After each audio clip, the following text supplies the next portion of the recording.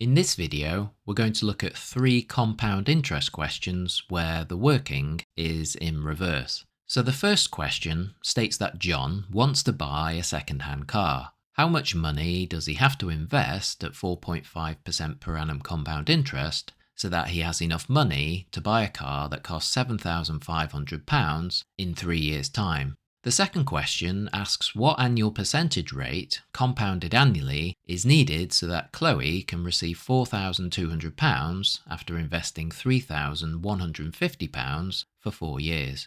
And finally, the third question states that Phoebe's car decreased in value by X% each year. In 5 years' time, the value of the car had decreased by 45%. What is the value of X? Okay, so let's have a look at the first question. We need to find out how much money John invests so that he has £7,500 in 3 years' time to buy a new car.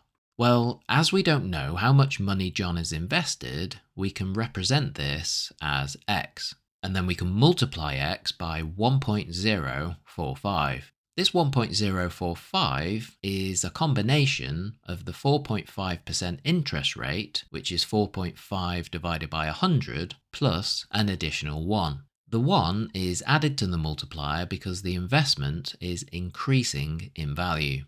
We can then raise this multiplier to the power of 3 because the investment is for 3 years. And finally, we can make this expression equal to £7,500, which is how much the investment is worth after 3 years. And now that we've got an equation which contains all of the information given, we can rearrange it in order to find X. So first, divide both sides of the equation by 1.045 to the power of 3. So we have X is equal to 7,500 divided by 1.045 to the power of 3, which is equal to 6,572.22. So therefore, John has to invest £6,572.22 so that he has enough money to buy a car that costs £7,500 in 3 years' time. And so that answers question 1. For question 2, we're asked to find the annual percentage rate that's needed so that Chloe can receive £4,200 after investing £3,150 for 4 years.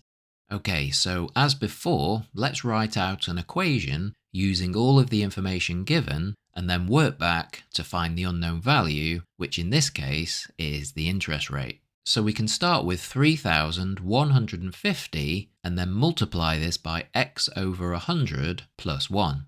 This is because x% means x divided by 100, and you add the additional 1 because the interest increases the value invested.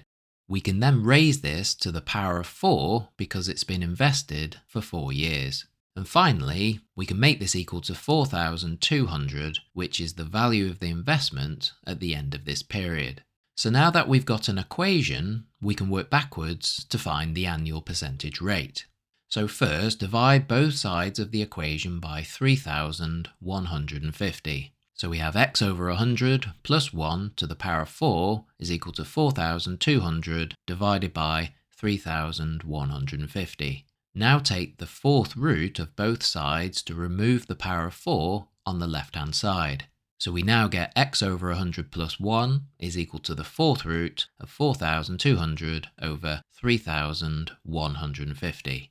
Next, subtract 1 from both sides. So we now have x over 100 is equal to the fourth root of 4,200 divided by 3,150 minus 1. And finally, multiply both sides by 100 to find x. And so x is equal to the fourth root of 4,200 over 3,150 minus 1 multiplied by 100. And so x is equal to 7.5. So the annual percentage rate that's needed so that Chloe can receive £4,200 after investing £3,150 for 4 years is 7.5%. And so that answers question 2. For question 3, we have to find the annual percentage decrease in the value of Phoebe's car, given that it decreased by 45% in 5 years. Okay, so as before, let's write out what information we have and form an equation.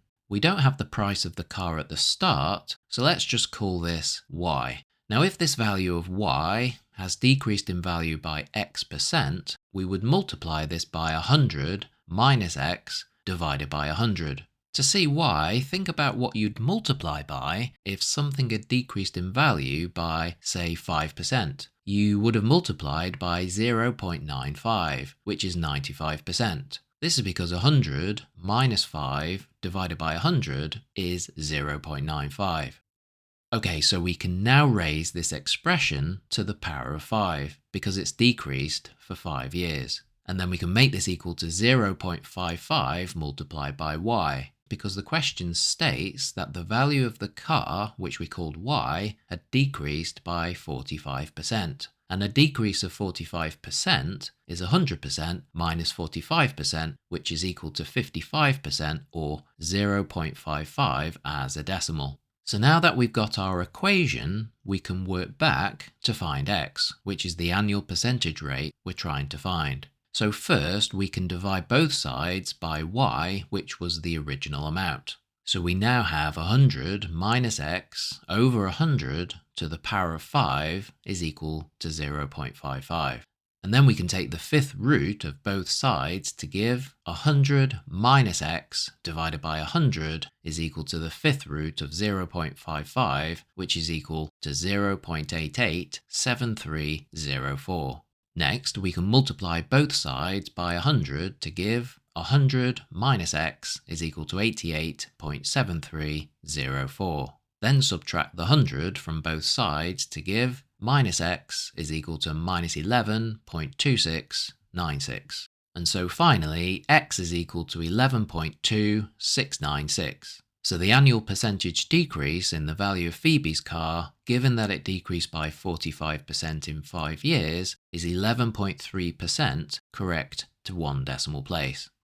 Okay, so that's how you answer 3 typical compound interest questions where the working is in reverse. If you found this video helpful, then please click the like button. And also consider subscribing to my channel where you'll find more GCSE maths videos. Thanks for watching.